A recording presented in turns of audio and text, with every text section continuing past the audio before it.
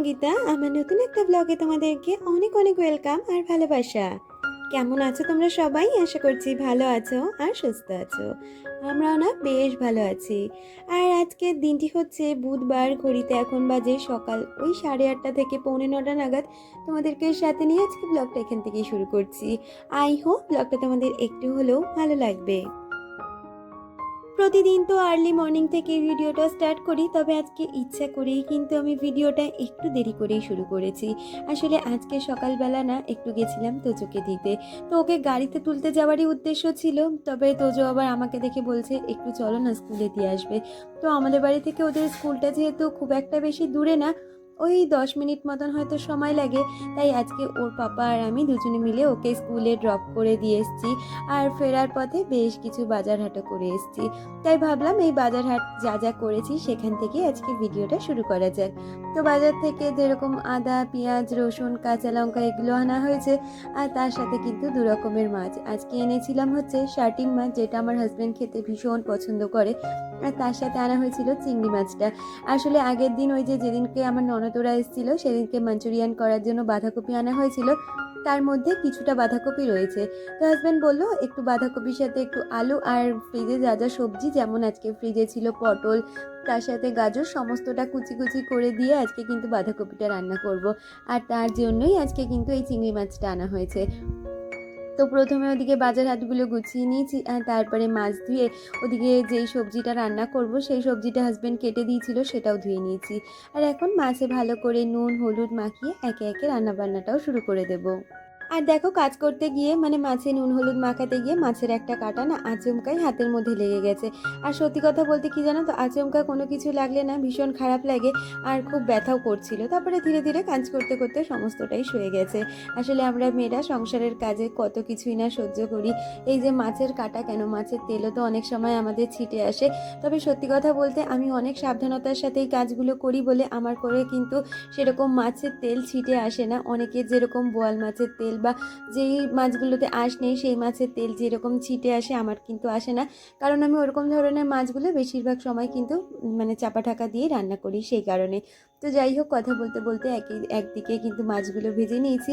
আর এই শাটিন মাছটা বেগুন দিয়ে করলেই বেশি ভালো লাগে, তাই বেগুনগুলোকেও ভালো করে ভেজে নিয়ে এবার কালো জিরে ফোড়ন দিয়ে এটা রান্না করে নেব। আর এই রান্নার মধ্যে আর সবজির মধ্যে একই যেহেতু মশলা দেবো, তাই মশলাটা আগেই একেবারে বেশি করে করে নিয়েছি।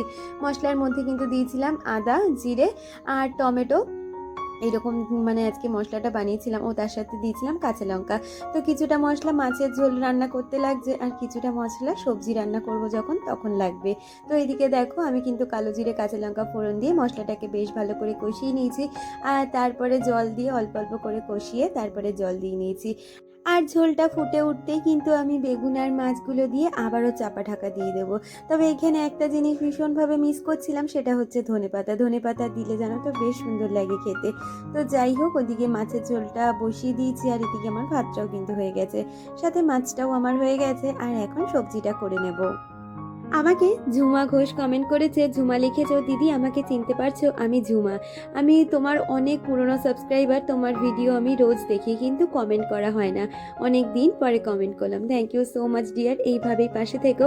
আসলে কি বলতো, আমরা তো ইউটিউবে কে আমার ভিডিও দেখতে পাচ্ছে সেটা বুঝতে পারি না। তাই জন্য কেউ যদি কমেন্ট না করে আমারও কিন্তু বোঝা সম্ভব না কে আমার ভিডিও দেখছে বা না দেখছে। আজকে যেমন তুমি আমাকে কমেন্ট করেছো, তার মানে তুমি আমার ভিডিওর সাথে ছিলে, আর এটা ভেবেই আমার ভীষণ ভালো লাগছে। তো যাই হোক, ওই সবজিটা করার জন্য কড়াইতে তেল দিয়ে নিয়েছি, আর তারপরে কিন্তু চিংড়ি মাছগুলোকে হালকা করে ভেজে নিয়েছি। আর তারপরে কড়াইয়ের মধ্যে কিন্তু আমি পাঁচফোড়ন আর কাঁচা লঙ্কা সম্বাদ দিয়ে তারপরে মশলাটা দিয়ে ভালো করে কষিয়ে রান্না করে নিয়েছি।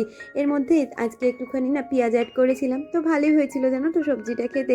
ভেবেছিলাম কীরকম হবে, তো দেখলাম সমস্ত রকম সবজি দিয়ে রান্না করলে খারাপ হয় না, খাওয়াটা ভালোই হয়।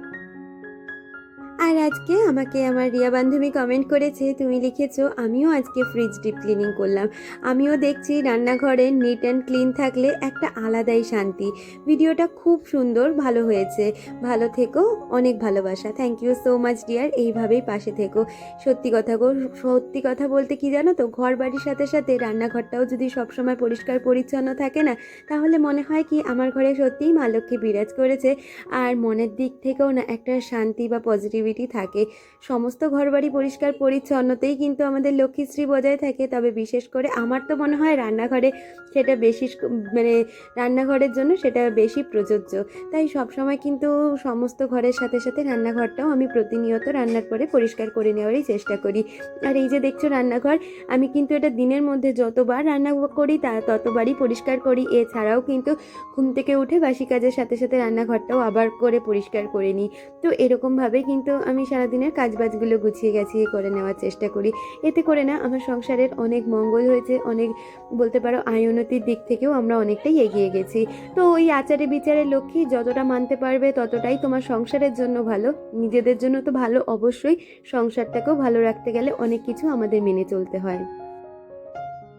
হতে পারে আমার টিনের বাড়ি বা হতে পারে আমার কিন্তু বাড়ি ঘর ভাঙাচোরা, তবে সত্যি কথা বলতে কি জানো তো, ভগবান আমাকে যেটুখানি দিয়েছে সেটুখানিকেই আমি যত্ন করে সুন্দরভাবে সাজিয়ে গুছিয়ে রাখতে চাই। আর এইটুখানির মধ্যে দিয়ে নিজের সব সময় সংসারের লক্ষ্মীশ্রী বজায় রাখারই চেষ্টা করি।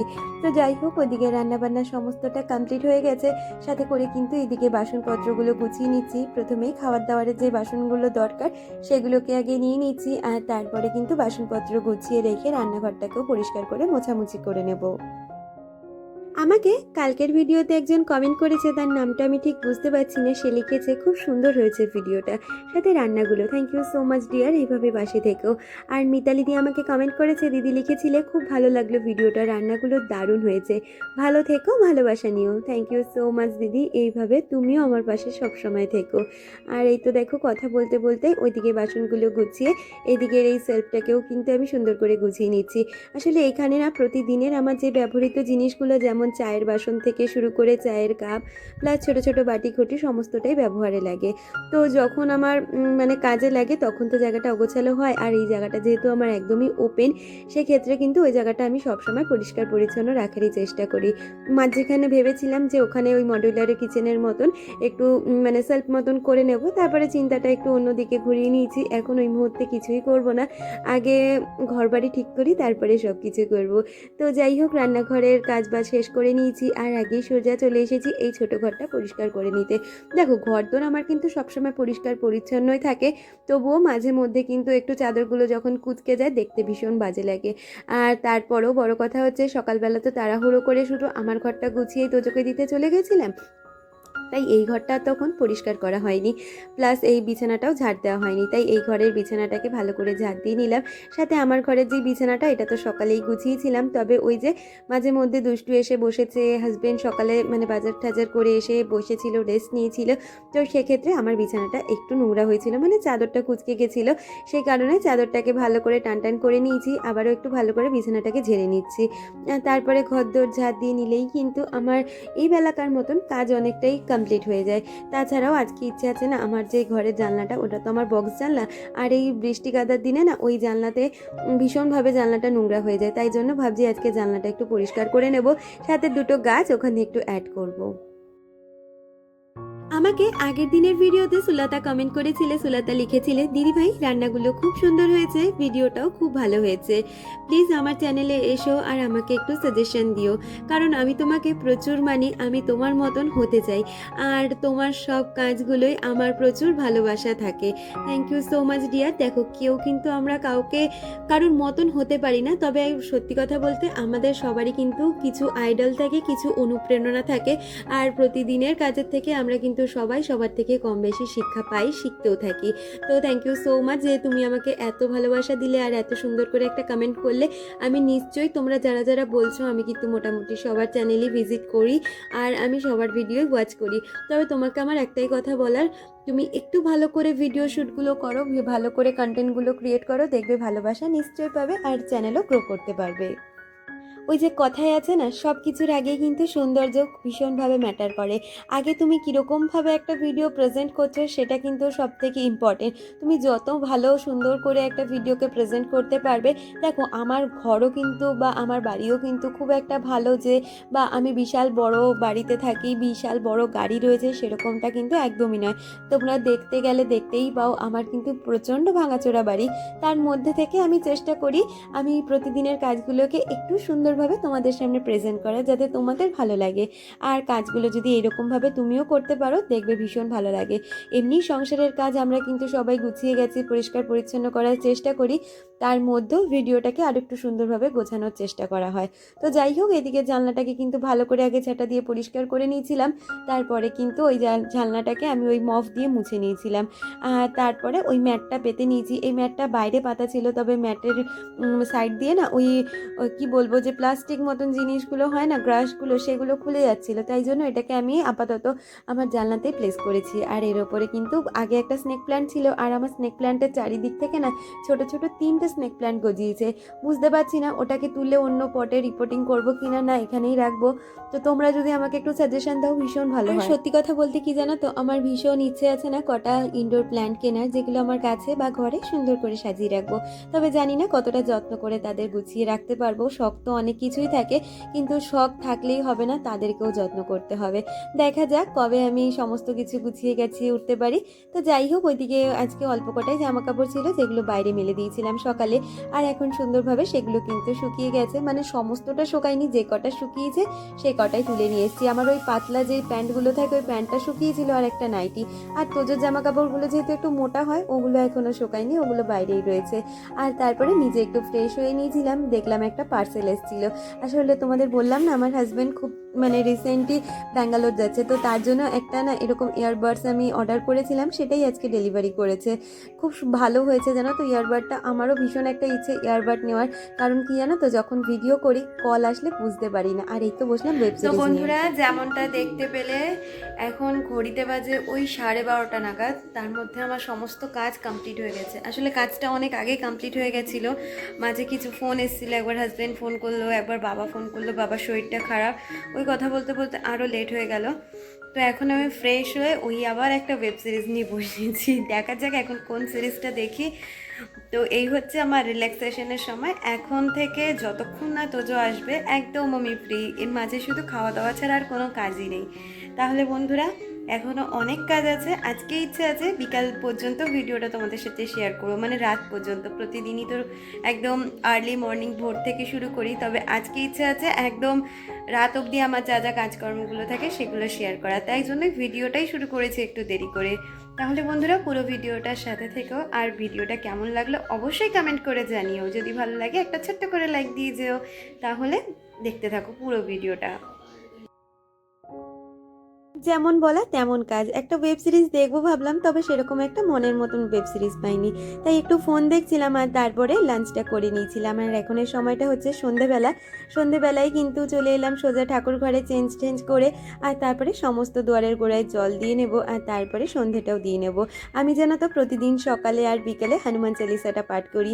ওটা আমার এতটাই মুখস্থ হয়ে গেছে, যার জন্য আমার কিন্তু হনুমান চালিসার বইটা লাগেই না। এমনি কাজ করতে করতে বা চোখ বন্ধ করে আমি হনুমান চালিসাটা পাঠ করে নিই। আর এই তো প্রতিদিনের মতন আজকেও কিন্তু ধুনোটা দিয়ে নেব। ওই যে বললাম না, সংসারের লক্ষ্মীশ্রী মানেই যে কাজ বাজ সুন্দর করে করব সেটা কিন্তু নয়, সাথে কিন্তু আমাদের অনেক নিয়ম কানুন আছে, যেগুলো মেনে চললে সত্যি সংসারের লক্ষ্মীশ্রী বজায় থাকে। আর যেদিন থেকে সংসারটাকে আমি নিজের করতে পেরেছি, সেদিন থেকেই কিন্তু আমি সংসারের কাজ বাজের সাথে সাথে সংসারের অনেক নিয়ম কানুন মানি, যেখান থেকে আমাদের সংসারের ধীরে ধীরে যেন একটু আয়ুর্বেদির দিকে যায়, আর সংসারের লক্ষ্মীশ্রী বজায় থাকে। তো এরকম ছোটোখাটো অনেক নিয়ম সারাদিনের কাজের মধ্যে কিন্তু আমি ফলো করে থাকি। এই যে দেখো, সমস্ত ঘরে কিন্তু আমি ধুনো দিয়ে নিচ্ছি। বিশেষ করে ঘরের কোনাচে আনাচেগুলোতে কিন্তু ধুনো দেওয়া ভীষণ প্রয়োজন। আর প্রতি মঙ্গলবার আর শনিবার করে কিন্তু ধুনোর বদলে আমি কিন্তু সারা ঘরে কর্পূর দিই, সেটা ঘরের সমস্ত কোনাচে আনাচে। এতে করে ঘরে যদি কোনো নেগেটিভিটি থাকে সেগুলো কিন্তু কেটে যায়, আর পজিটিভিটিতে কিন্তু ঘর বাড়ি একদম ভরে যায়, যার ফলে সংসারের লক্ষ্মীশ্রী তো অবশ্যই বজায় থাকবে। এরকম অনেক কাজ যেগুলো কিন্তু আমি করে থাকি। এইরকম নিয়ম মানতে থাকলে দেখবে তোমরাও ভীষণ ভালো পজিটিভিটির মধ্যে থাকবে। দেখো, পজিটিভ পরিস্থিতি বা লক্ষ্মীশ্রী মানেই তুমি একটা বিশাল বড় বাড়ি, বিশাল বড় গাড়িতে থাকবে, সেটা কিন্তু নয়। ছোট কুড়ে ঘরে থেকেও কিন্তু ভালো থাকা যায়, যেটা আমি প্রতি মুহূর্তে ফিল করতে পারি। তোমাদের সাথে একটা ড্রয়িং শেয়ার করেছিলাম, ওটা দুষ্টু এঁকেছিল। দুষ্টু জানো তো ভীষণ ভালো ড্রয়িং করে, সাথে ক্রাফটের কাজও দারুণ করে। আর এই যে সন্ধেবেলায় আজকে দুপুরেই ভিজিয়েছিলাম একটু মটর, যেটা দিয়ে রাত্রিবেলা ডিনারের জন্য একটু ঘুগনি করব। আর সন্ধ্যের টিফিনের জন্য হাজব্যান্ড এনেছিল মুড়িটা তো ঘরে থাকে, আজকে শেষ হয়ে গেছিলো বলে অনেকটা পরিমাণে প্রায় 500 মুড়ি এনেছিল, যেটা কন্টেনারে মানে রিফিলিং করে রাখলাম। বাকিটা দিয়ে কিছুটা খাওয়া হবে, আর বেশ কিছুটা মুড়ি ধরেনি, ওটা আপাতত প্যাকেটেই রেখে দেবো। মুড়ির কৌটো খালি হলে আবার ওর মধ্যে ঢুকিয়ে রাখবো। আর আজকে মুড়ির সাথে না চপ পাইনি, বলছে চপের দোকান সমস্তটা বন্ধ ছিল, যার জন্য একটু চানাচুরার নিমকি এনেছিল, সেটাকেই তেল দিয়ে ভালো করে মেখে একটু কাঁচা লঙ্কা দিয়ে খেয়ে নিয়েছি। তো যাই হোক, ওইদিকে খাওয়া দাওয়ার পর্বটা মিটিয়ে এদিকে কিন্তু চলে এসেছি ঘুগনিটা করে নিতে। মটরটা তো আগে সিদ্ধ করে রেখেছিলাম, আর এখন কড়াইতে তেল দিয়ে আলুগুলোকে ভেজে নিচ্ছি, সাথে করে পেঁয়াজটা ভেজে এর মধ্যে আদা রসুনের পেস্ট দিয়ে কিন্তু রান্নাটা করে নেব। আর গুঁড়ো মশলা হিসেবে যা যা লাগে, যেমন জিরের গুঁড়ো, লঙ্কার গুঁড়ো, নুন, হলুদ, ধনের গুঁড়ো, এরকম তো দেবই, তার সাথে কিন্তু দিয়ে দেবো আমি একটা চানা মশলা। তো এরকমভাবে রান্নাটা করে নিচ্ছি। আর এর সাথে ভেবেছিলাম কি একটু পরোটা করব, তো হাজব্যান্ড বললো পরোটা করার দরকার নেই, আমি রুটি নিয়ে আসবো। তো ঘুগনির সাথে রুটি দিয়েই আজকে খাওয়া হয়েছিল রাত্রিবেলার ডিনারটা। তো এদিকে দেখো ঘুগনিটা কিন্তু আমি ভালো করে বসিয়ে দিয়েছি, আর ওইটা হতে হতে বেশ কিছু বাসনপত্র রয়েছে, সেগুলোকে এখন মেজে নেব। আমার সংসারের কাজ সকাল হোক বা দুপুরই হোক, যখনই হোক, আমি কিন্তু হাতের কাজটা হাতেই গুছিয়ে নেওয়ার চেষ্টা করি, এতে করে নিজের পরিশ্রমটাই অনেকটা কম হয়। আর সত্যি কথা বলতে দেখবে, কাজ জমিয়ে রাখলেই কিন্তু বেশি কঠিন হয়, হাতের কাজ হাতে করে নিলে কিন্তু কোনো কঠিনই লাগে না, আর কাজগুলো অনেক সহজে হয়ে যায়। আমাকে মহুয়াদি কমেন্ট করেছিলে, দিদি লিখেছিলে তোমার পেমেন্টের ভিডিও দেখলাম, কংগ্রাচুলেশনস, থ্যাংক ইউ ডিয়ার। দুদিন এত বিজি যাচ্ছি যে তোমাকে কমেন্ট করতেই পারছি না, তো আজকে তো কমেন্ট করলে, তোমার কমেন্টটা পড়ে আমি ভীষণ খুশি হলাম।